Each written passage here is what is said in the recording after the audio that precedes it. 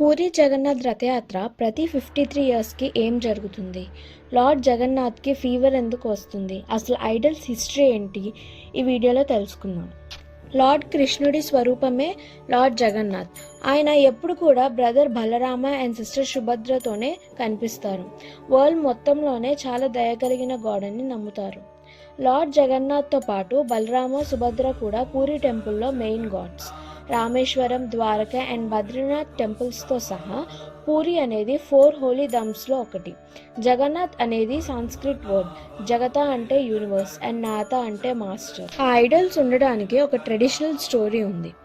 King ఇంద్రద్యుమ్నికి lord Srikrishna కలలో కనిపించి సముద్రం నుంచి ఒక వుడెన్ లాగ్ కొట్టుకొని ఒడ్డుకి వచ్చింది. దాని మీద దేవుణ్ణి చెక్కమని చెప్తారు. అయితే ఒక ముసలి బ్రాహ్మణుడు కింగ్ దగ్గరికి వచ్చి నేను చేస్తా అన్నారు. కానీ ఒక రూల్ పెడతారు ఆయన, తను చెక్కేటప్పుడు ఎవరు డిస్టర్బ్ చేయకూడదని. ప్యాలెస్లో ఏకాంతమైన రూమ్ తీసుకొని అందులో స్టార్ట్ చేస్తారు. కింగ్ రూమ్ బయట చాలాసేపు ఆతృతతో వెయిట్ చేస్తూ ఉంటారు. ఒక సిచ్యువేషన్లో రూమ్ నుంచి సౌండ్స్ రావడం ఆగిపోయింది. ఇక కింగ్ ఫ్రస్ట్రేషన్లో డోర్ ఓపెన్ చేసి చూస్తే గాడ్ సగం మాత్రమే చెక్కి ఉన్నారు. కాళ్ళు చేతులు లేవు. ఆ కార్పెంటర్ మాయమైపోతారు. మిస్టీరియస్ కార్పెంటర్ ఎవరో కాదు, లార్డ్ విశ్వకర్మ. ఆ విగ్రహాలకి కాళ్ళు చేతులు లేకపోవడం చూసి కింగ్కి చాలా కోపం వస్తుంది. వెంటనే నారద వచ్చి జరిగింది చెప్తారు. లార్డ్ జగన్నాథే ఐడల్ రూపంలో ఉన్నారని, ఆ తర్వాత లార్డ్స్ జగన్నాథ, సుభద్ర అండ్ బలరాముని కింగ్ గొప్పగా పూజించారు. లార్డ్ జగన్నాథ్ది వరల్డ్లోనే బిగ్గెస్ట్ అండ్ ఓల్డెస్ట్ రథయాత్ర.